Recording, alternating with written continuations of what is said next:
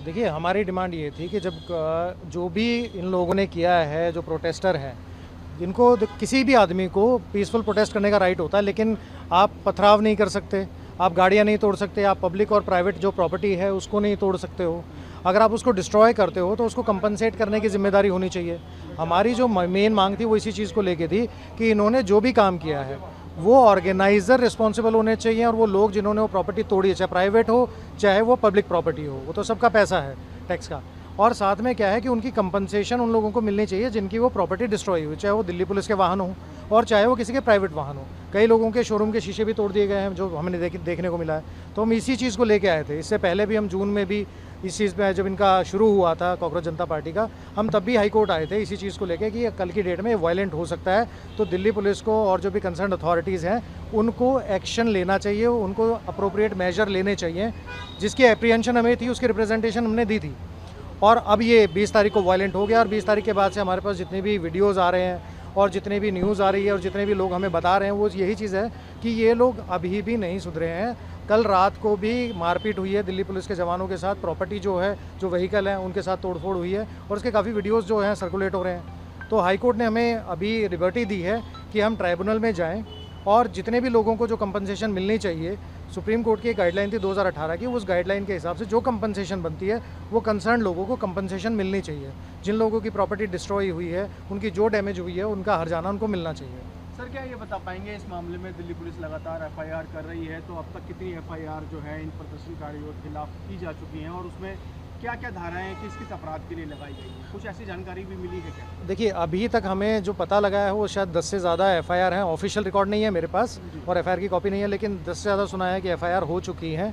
और अभी जितने जो इन्होंने काम किया है, जिस तरीके की चीज़ें हुई हैं, वो और भी एफआईआर होने का अंदेशा है, हो सकती हैं, क्योंकि हर रोज़ नए इंसिडेंट आ रहे हैं, हर रोज़ नई तरीके से मारपीट हो रही है, हर लोग, कई बार नए लोग भी आ रहे हैं, कई बार पुराने लोग उसको यूज़ कर रहे हैं, और जो बाकी के जो नेक्सस है, जो लिंक है, वो बाद में निकल के आएगा। तो हो सकता है कि जो अलग अलग धाराएं हैं वो हो जाएं। सर, कई वीडियो ऐसे भी आए हैं जिसमें पुलिस वालों को, पुलिस अधिकारियों को भी चोटें आई हैं, गंभीर चोटें आई हैं। क्या पुलिस ने इस दिशा में किसी आरोपी की, प्रदर्शनकारी की कोई गिरफ्तारी अब तक की है? देखिए, हमारी जो हमने पिटीशन फाइल की थी उसमें एक रीज़न ये भी था कि कोई भी पीसफुल प्रोटेस्ट करता है वो पुलिस वालों के साथ पथराव करने का राइट नहीं है। आपको जो करना है करो, आप पत्थर नहीं मारोगे, क्योंकि जो एक 60, 70 या 80 की स्पीड में आता हुआ, 100 की स्पीड में आता हुआ पत्थर जो है वो गोली से कम नहीं होता।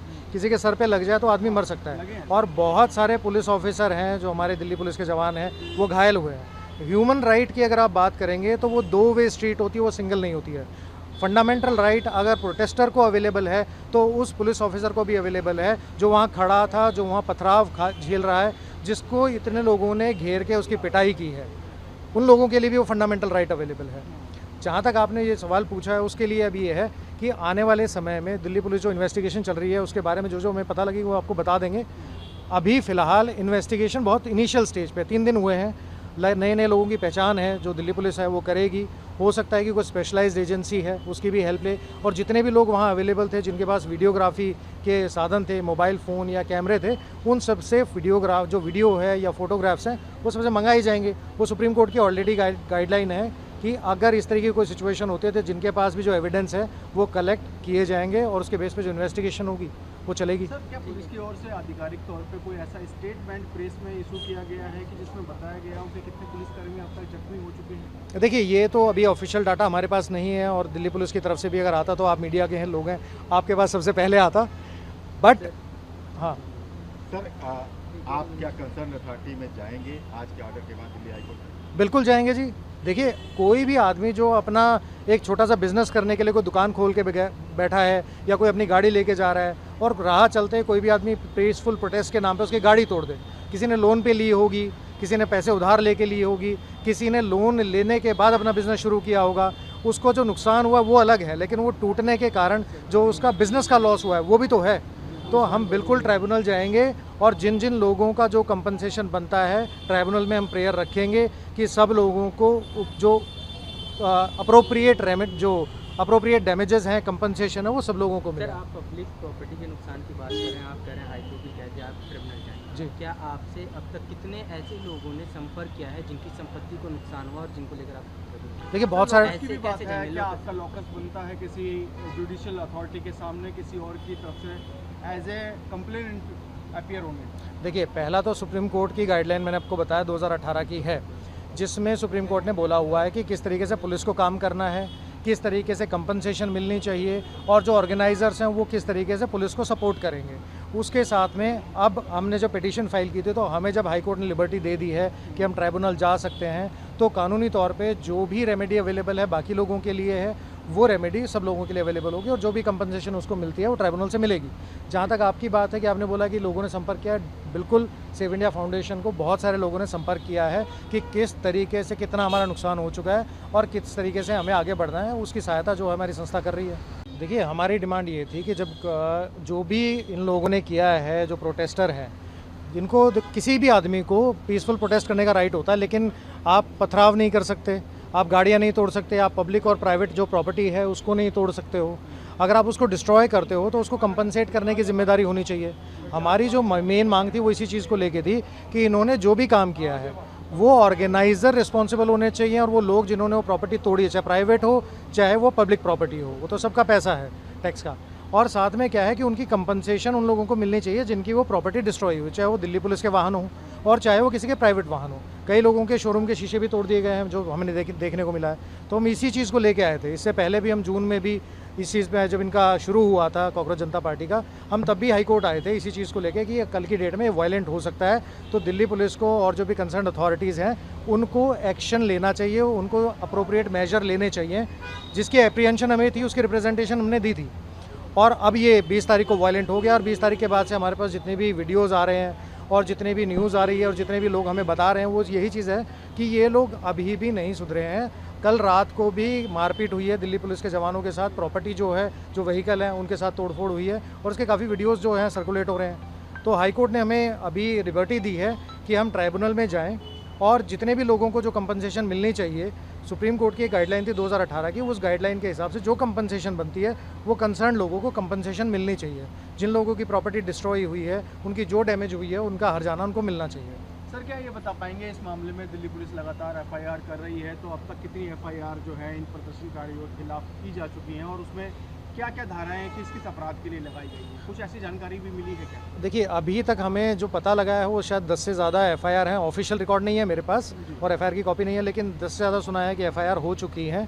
और अभी जितने जो इन्होंने काम किया है, जिस तरीके की चीज़ें हुई हैं, वो और भी एफआईआर होने का अंदेशा है, हो सकती हैं, क्योंकि हर रोज़ नए इंसिडेंट आ रहे हैं, हर रोज़ नई तरीके से मारपीट हो रही है, हर लोग, कई बार नए लोग भी आ रहे हैं, कई बार पुराने लोग उसको यूज़ कर रहे हैं और जो बाकी के जो नेक्सस है, जो लिंक है, वो बाद में निकल के आएगा। तो हो सकता है कि जो अलग अलग धाराएं हैं वो हो जाएं। सर, कई वीडियो ऐसे भी आए हैं जिसमें पुलिस वालों को, पुलिस अधिकारियों को भी चोटें आई हैं, गंभीर चोटें आई हैं। क्या पुलिस ने इस दिशा में किसी आरोपी की, प्रदर्शनकारी की कोई गिरफ्तारी अब तक की है? देखिए, हमारी जो हमने पिटीशन फाइल की थी उसमें एक रीज़न ये भी था कि कोई भी पीसफुल प्रोटेस्ट करता है वो पुलिस वालों के साथ पथराव करने का राइट नहीं है। आपको जो करना है करो, आप पत्थर नहीं मारोगे, क्योंकि जो एक 60, 70 या 80 की स्पीड में आता हुआ, 100 की स्पीड में आता हुआ पत्थर जो है वो गोली से कम नहीं होता। किसी के सर पे लग जाए तो आदमी मर सकता है। और बहुत सारे पुलिस ऑफिसर हैं जो हमारे दिल्ली पुलिस के जवान हैं, वो घायल हुए हैं। ह्यूमन राइट की अगर आप बात करेंगे तो वो 2 वे स्ट्रीट होती है, वो सिंगल नहीं होती है। फंडामेंटल राइट अगर प्रोटेस्टर को अवेलेबल है तो उस पुलिस ऑफिसर को भी अवेलेबल है जो वहाँ खड़ा था, जो वहाँ पथराव झेल रहा है, जिसको इतने लोगों ने घेर के उसकी पिटाई की है, उन लोगों के लिए भी वो फंडामेंटल राइट अवेलेबल है। जहाँ तक आपने ये सवाल पूछा है उसके लिए अभी ये है कि आने वाले समय में दिल्ली पुलिस जो इन्वेस्टिगेशन चल रही है उसके बारे में जो हमें पता लगी वो आपको बता देंगे।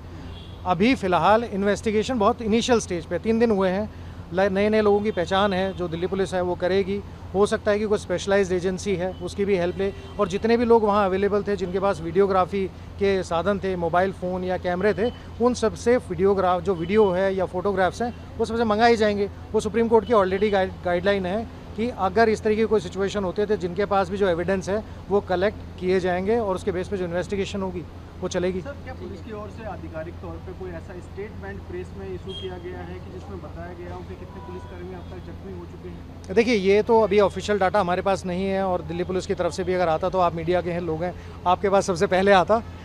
बट हाँ सर, आप क्या कंसर्न अथॉरिटी में जाएंगे आज के ऑर्डर के बाद दिल्ली हाईकोर्ट में? बिल्कुल जाएंगे जी। देखिए, कोई भी आदमी जो अपना एक छोटा सा बिजनेस करने के लिए कोई दुकान खोल के बैठा है या कोई अपनी गाड़ी लेके जा रहा है और राह चलते कोई भी आदमी पीसफुल प्रोटेस्ट के नाम पे उसकी गाड़ी तोड़ दे, किसी ने लोन पे ली होगी किसी ने पैसे उधार लेके लिए होगी, किसी ने लोन लेने के बाद अपना बिज़नेस शुरू किया होगा, उसको जो नुकसान हुआ वो अलग है, लेकिन वो टूटने के कारण जो उसका बिज़नेस का लॉस हुआ है वो भी तो है। तो हम बिल्कुल ट्राइब्यूनल जाएंगे और जिन जिन लोगों का जो कंपनसेशन बनता है ट्राइब्यूनल में हम प्रेयर रखेंगे कि सब लोगों को जो अप्रोप्रिएट डैमेजेस हैं, कंपनसेशन है, वो सब लोगों को सर, मिले। आप पब्लिक प्रॉपर्टी के नुकसान की बात कर रहे हैं, आप कह रहे हैं हाईकोर्ट ने कह दिया आप ट्रिब्यूनल जाएंगे। जी। क्या आपसे अब तक कितने ऐसे लोगों ने संपर्क किया है जिनकी संपत्ति को नुकसान हुआ और जिनको लेकर आप देखिए बहुत सारे आपकी भी ऐसे बात कैसे है, झमेले क्या होते आपका लॉकअप बनता है किसी जुडिशियल अथॉरिटी के सामने किसी और की तरफ से एज ए कंप्लेनेंट अपीयर होने?